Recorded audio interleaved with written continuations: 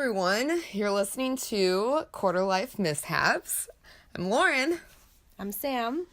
And, oh my God, we are going to talk about exes. Dun, dun, dun. Oh, you really like that tone, don't you? Did I use it in the last one? Yeah.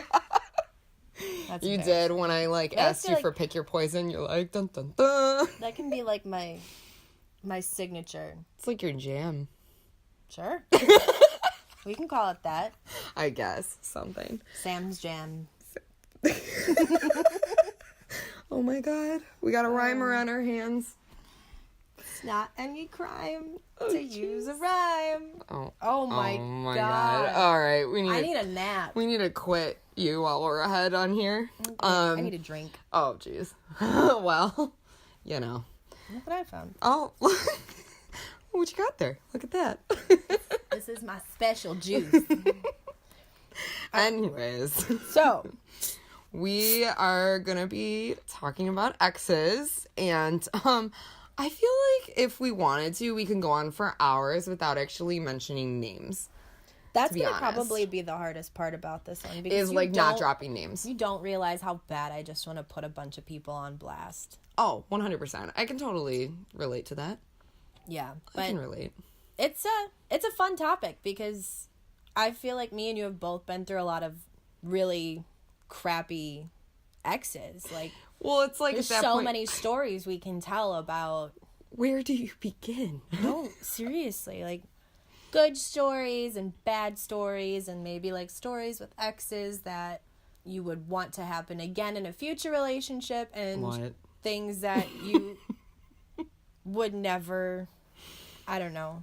At what point do I even know what was good anymore? Because I actually don't remember. Seriously, I feel like once I'm kind of done with a relationship now, I feel like it's erased from my memory to where the bad things are gone to where the good things went with it. So which is pretty I'm over. healthy. Yeah. No, that's healthy coping mechanism. And I feel like there are people out there, I may be guilty, where it's just it's hard to not, I don't know how to use my words, it's hard to get over that kind of stuff. I don't know, maybe I'm just a bitter single woman, I think. Well, we're mishaps. M-I-S-S. Haps. Duh. Duh. So exes, they're not fun. No, but they obviously are exes for a reason. Yeah, and there's different levels of them, because I feel like I have two types. I have the type where I know I'm never going to talk to again. It ended terribly, and there's no love lost by, cutting ties, and you never see them again.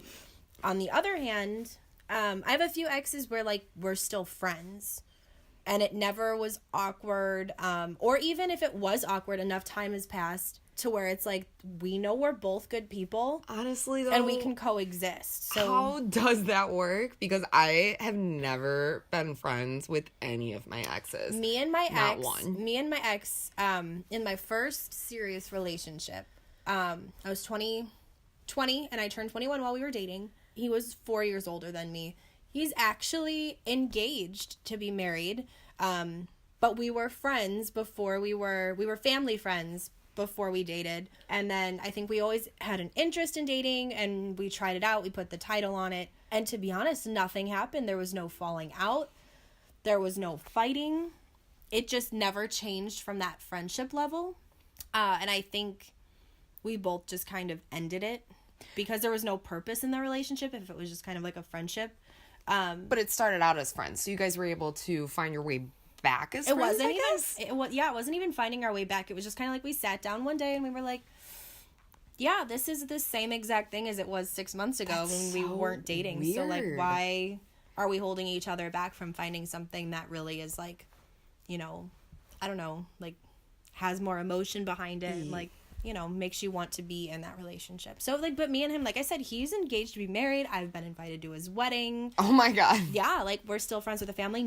There was no steps missed from when we were friends to when we dated to when we broke up. It was that 6 months was just part of our friendship. I guess that would answer one of my questions. Would you go to one of your ex's weddings if you were invited? Do you want to hear a really funny story? So I mean, I guess you're going to tell me. Oh, yeah. This is a good one. This past July, like I said, my ex is married, or is getting married. And I've known for a while that me and my family would be invited to the wedding because we're family friends. And I find out in July, not only is my ex getting married and I'm invited, but my other ex is going to be playing in the band at my ex's wedding. Oh my God. Can I write a movie about this? Oh, like, please. Please. You know, I'm kind of in that field, so. Please do. I mean, I think I can make something happen here. I have so many situations with exes that would probably make you a ton of money in the movie industry. Oh. Because. Let's write these down. Like, let me, get cracking here. Yeah, I have lists for you. But like I said, I think there's two different types of exes. I think there's ones that you can coexist with. But I think that the hardest ones are the ones where it just kind of like, you can't be friends with them because either they hurt you too much or you like have so much emotion still there that, it was never resolved. They basically like ruined it. I've honestly never had someone where they didn't ruin what we had. And it's like, I just don't understand people where they are okay with like ruining a person. Like if you're with someone, you care that deeply about a person, why are you even like trying to destroy what you have or like who you're with? It just doesn't make sense to me. I guess in that sense, taking it back to like the whole exes theme, make them, and like if you care about that person or like you feel yourself not caring about that person anymore to where you feel like you're gonna cheat or you're gonna you're not happy anymore, like make them an ex, break up with them, cut ties before it gets like, really dirty. Before you're gonna do something, before you become a story in a podcast. I mean, oh gosh, it just like, honestly, it really just makes me mad. I don't understand the way that people decide to think or process a certain emotion. And it's like, you know what you're doing. You know what's right and wrong. Like, you can't tell me that a person doesn't know the difference between right and wrong as they're doing it or while they're going about their day.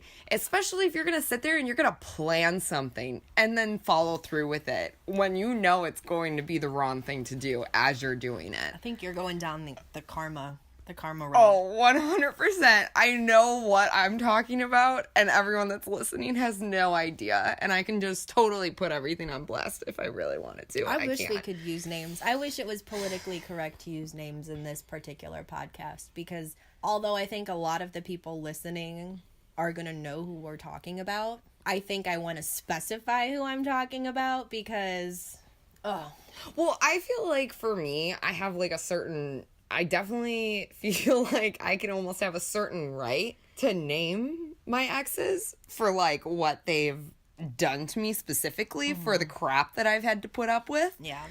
Same. And it's just kind of like, I feel like if my ex is engaged to be married, different ex, let me just clarify. It's not the same ex getting married as before. If my ex, which happens to be the one playing in the band, is now engaged to someone who used to be my best friend. Yes, you heard correctly. My ex and my best friend so intertwined are engaged. I think I have every right to blast them because I mean, it's just crappy. That's like two people that were so important in my life that it's like someone stabbed me in the back and someone stabbed me in the heart. They knew what they were doing. Well, that goes back to what I was saying. Like, you know what you're doing. You know the difference between right and wrong. You're planning it, yet you're still following through with it. I think the sickest part of them being engaged is like we all used to hang out together. So like that's just twisted. While you were with me hanging out with her, were you looking at her like, wow, right, I'm so in love with this girl and I know I'm gonna marry her. Oh, hi Sam. Like, at what point did feelings start to develop? Mm-hmm. Was it at the point where that makes me feel like shit? Yeah. It's like, ooh. At what point? That's just kind of no. Like I don't even want to touch that. How do you even think about that? You can't do that. That's not okay. I don't know. I don't like it. I really don't. People honestly just really make me angry sometimes. So I don't even like to think about my past relationships. I try to put it outside of the thought process because it's in my past. Like, I don't want my past to define my future. And that's probably also why I'm very selective on who I can make maybe the next person that comes into my life I choose to be with, even though I don't choose the best people to be with. Cough, cough. That was probably the fakest cough I've ever had in my entire life. But I try to have the best judgment possible, and it still doesn't work out for me. So I don't even know, like, you just have to, like, trust a person and, like, what's gonna happen. And I still feel like you can get so screwed over in so many different ways. It's unbearable. Each person that I've been with, I have been screwed over a different way. And that just kind of blows my mind that it's like, I don't need to be screwed over another way or again and again and again. You know, the first person that I ever dated, and like was with a title and everything, whatever, I was broken up with because I wasn't old enough to get into the bars. Please, that is like the dumbest reason to break up with someone. I guess I don't see his point, but it is really hard when, and not it even... is hard. I get that. No, I get that. I'm not like, I don't want to like defend it now or whatever, but I definitely think, just like looking at it, that's just one of the dumbest reasons to break up with someone. So at what point were you dating me just because, you like thought I was pretty, or like, what did you like that you just needed to date me for a certain amount of time until, hey, you're 21, now you can go and do something else with your time or whatever. Maybe he wanted to break up with you before he had the temptation of the girls at the bar that he was bouncing at. And didn't want to cheat on me, and didn't want to cheat on you. So he was like, you know what? It's easier to just break it off before I cheat. Use this excuse instead of saying that.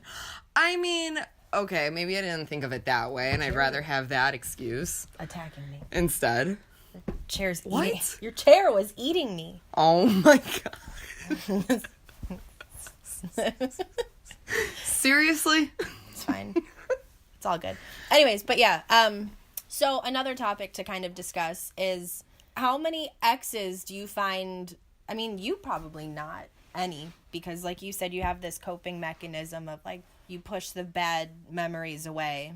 And the good just kind of go with it. And the good kind of float away with it. So you go, bye, like, right. You leave. See, but for me, it's so hard because there's so many good memories and good things that I've done that have to do with my exes. And it sucks. But they're an ex for a reason. Like, I think that it's easier said than done because, especially in my case, I have 2 exes that I still have the same circle of friends with. So yeah, that's hard. And to be honest, one of the hardest to deal with, one of the hardest situations dealing with exes that I have to deal with, have to do with the ex and the one that's engaged to my old best friend. I have to see them at certain events. I think that might be why I always chose people outside. People that didn't know other people that were intertwined with the people I would get involved with. Mm-hmm. Do you know what I mean? Like, I feel like I would never be able to date or be with someone that was in, like, our circle group or someone that was, like, a good friend to one of my best friends or something. As weird as that is, when I'm always like, look at all these people I'm friends with. How do they not have someone to set me up with? Now that I think about it, maybe I wouldn't want that to happen because I don't want to create awkwardness or a fight between me and a friend. Yeah. I don't know. It's a hard situation because I think I want to find someone on my own, whether at a bar or like at a job or, you know, social media like we talked about, dating apps last week. But like in the same sense, like we talked about how kind of sketchy they can be sometimes. Is it easier to not create that awkward situation if you meet someone mutually? Like, how do you avoid that? It's hard. And then it also goes back to how do you even meet and I think someone mutually? Essentially, here's the bottom line. I think in the most general sense of the term ex, you're not supposed to deal with them anymore. You're not supposed to exist with them anymore. They don't exist to you. They're, like you said at the beginning of the podcast, they are an ex for a reason. Yep. But it makes it difficult when they're, like you said, there's mutual parties involved. as much as you'd like to forget. Like you don't see the bouncer because the few times you ran into him when we went out or whatever. But for the most part, you have different friends, and, you know, he bounces at bars that we don't really go to a lot. Or, you know, the guy that you dated who lived out of state. You obviously don't have to see him anymore because he lives out of state. So it's... That was an easy getaway. Right. I feel like yours have been easy breakaways. Not easy in the sense... Not easy in the sense that, besides like... the stalker. You didn't I get... mean, sure. Right, you didn't get hurt, but, like... Oh, God, the stalker. There's another kind of ex. The one that you can write a movie about. The one who doesn't know when to give up. I mean, yeah, the one that doesn't know when to quit.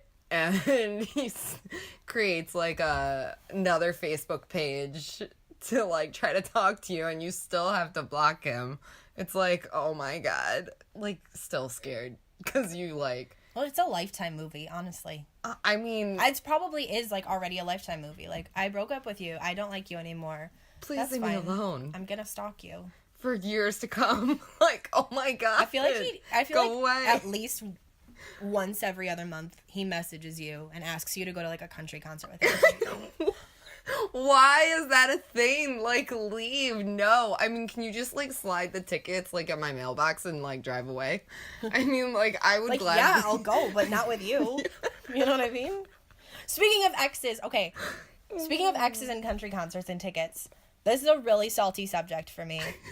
I dated a guy for 13 days. In that 13 days, yes, okay, it started really fast and it ended just as fast. It was a very accelerated relationship. He knew who the hell I was, like, the second he saw me, and I was like, who are but, you? So, we'll just, he wasn't crazy. No. He was a very nice guy. Very nice guy. I have nothing bad to say about him. But his favorite thing to do is to shower me with gifts. Most girls are cool with that. Like, yeah, give me that bracelet. Give me that Too whatever. much, too fast. But, like, after a week and a half, I'm sorry, like, you're still getting to know each other. He had told, mind you, this was in November, and I had told him I really liked the band Dan and Shay, the country band Dan and Shay. And we had found out that they were playing downtown Chicago a few months later. The morning that mind you, he wasn't a country fan. No, he was a country fan. He wasn't a Dan and Shay fan. Okay. Oh, okay. Yeah, he wasn't a Dan and Shay fan. The morning the tickets went on sale, he bought 2. And he texted me pictures of the confirmation. He goes, guess where we're going at the end of February? This was 4 days into the relationship. 4 days into the relationship. You were so excited. And it was 2.5 months before the concert. 3.5 months before oh my God. But I remember you being so excited, but then obviously you I was so excited because I wanted to go to the Dan and Shay concert. Okay. To the end of, fast forward, fast forward 13 days to the end of the relationship.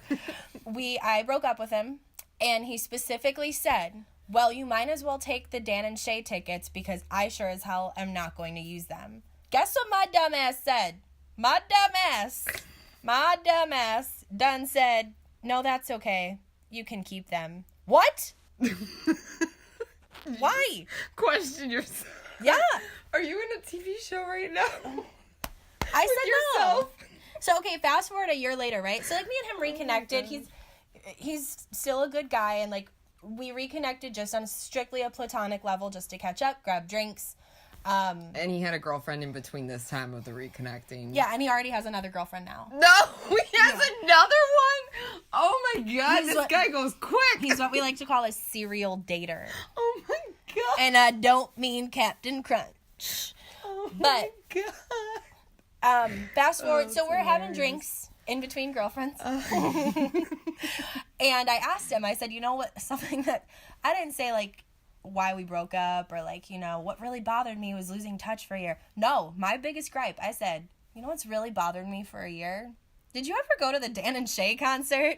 He goes, oh, no, I forgot I bought those tickets. You know, like, when me and you broke up, like, I forgot about the tickets. He's like, I don't think I ever went to that. I cried. Oh, my God. I cried. He probably bought really good seats, too.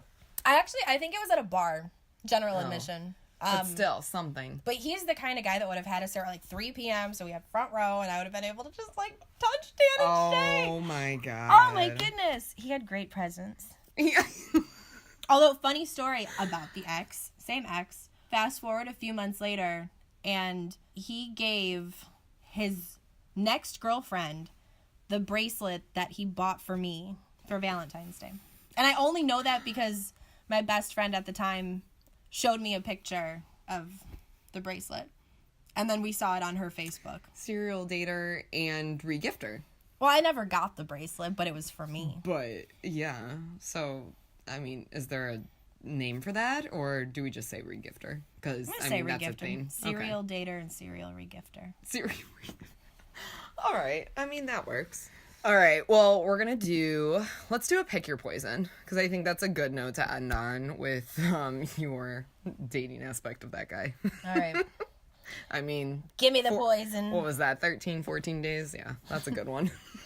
Well, I can't. My last relationship, which was that one, lasted a shorter amount of time than my periods do. Oh my god. That's so sad. Yeah, and I mean, mine was long distance, and that was a while ago, and that was just... My cooch bleeds longer than my relationship. Oh I hate myself. Okay. All right. Samantha. Lauren? Pick your poison. Mm-hmm. Having to meet with your ex once a month for the rest of your life and discuss life events such as new relationships, new marriages, maybe even new children. So you still have to connect with them. Sorry. Mm-hmm. But you get to keep your memories of everything. Or would you rather take that full relationship duration of that time and just have it be eliminated of all memories, all relationships, and all friendships, basically everything that was connected to them? If I'm talking about the ex... No. You have to pick one or the other. Don't relate it to one of them. No, I mean, that's the only way I can think of picking one of them, though. The one that stands out the most in my mind is the one that's engaged to my old best friend. And I think in that case, I would just like to eliminate all of that memory from that 2 years, because although it was a great time and I would say I have a lot of my best memories, it also makes it that much harder to move on after the relationship. And so I think there's like that one quote that they say, if you can still be friends with an ex, you either never loved them or you still do, or something like that. Oh, okay. And I can't still be friends with him, and I know it's because like I still have like unresolved issues there. I don't want to say feelings because I don't have feelings. Yeah. But I have unresolved issues, and so I think to see him on a monthly basis would just kind of kill me, and I'd never move on. So I would just take that full 2.5 years, and just erase it. Because I've had so many other good memories and like learning lessons from other points in my life that you'd be like, that I think enough. The easiest thing to do for me would just be like, kick it to the curb. Kick it all to the curb. Can you guess what I would pick? Same thing. Bye. Because you said you don't even have to pick a poison because you pretty much already have. Yeah, basically. I would just say sayonara, boys. To everything and anyone new that comes into my life, I'm sorry, but if I could, I would just get rid of every single one person thing. Well, and I also feel like it just makes you...